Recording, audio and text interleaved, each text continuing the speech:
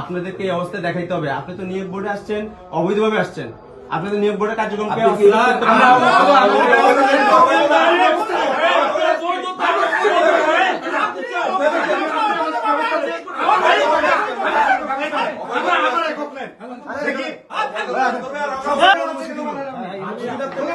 আমি পরিচয় করে দিই। আপনি আমাকে বলছেন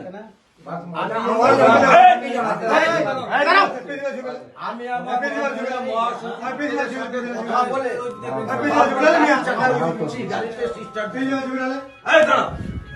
আমার মহাসচিবের সাথে কথা বলে তারপর আমি গাড়িতে উঠছি আজকে। এখন আমি এখন বিশ্বাস করার কোনো কারণ নাই। আপনার অনেস্টি আপনার হরিপুরের মানুষ প্রমাণ করছে। যখন অন্ধকার রাত্রের বেলা আপনি একটা সরকারের সম্পত্তি,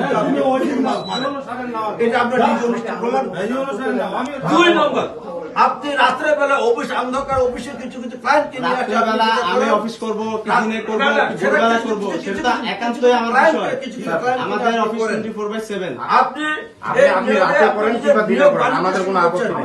আপনি যে বললেন যে এর আগের যে বিকাশ চন্দ্র বর্মন যে ছিল, খালি আমাদের কথা বলবেন, আমাদের ব্যাপারে না, আমাদের ব্যাপারে কমপ্লেন যদি থেকে থাকে আপনি যাচাই করুন। কালচার তৈরি করে তখনও কিন্তু না না আমরা সেভ করছি, আমরা থেকে আমরা সেভ করছি।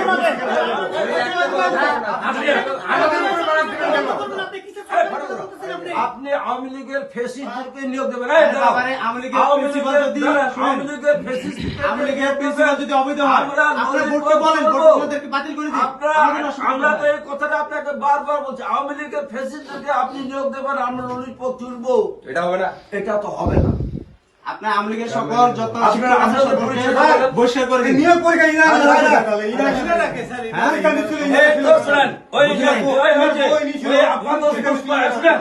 বুঝি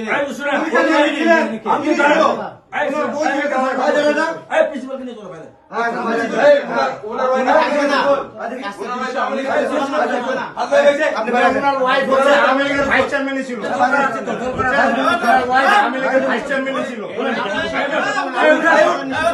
আমাদের জায়গা মতো। কিন্তু আমার কষ্ট লাগলো স্যার, আমার কষ্ট লাগলো। আপনি বলছেন আপনার খাতাপত্র নিতে পারো না, খাতাপত্র নিতে পারো না তোমরা। আমরা বিকাশ চন্দ্র বর্মনকে আমি যাবো না,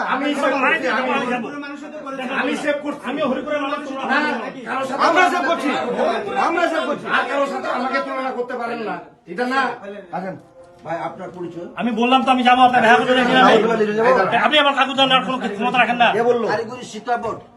আচ্ছা, আপনি এই নিয়োগ পত্রটা, নিয়োগ বিজ্ঞপ্তিটা দেখেন তো কত তারিখ হয়েছে, কোন পত্রিকা হয়েছে, কয়টা নিয়োগ বিজ্ঞপ্তি হয়েছে দেখেন।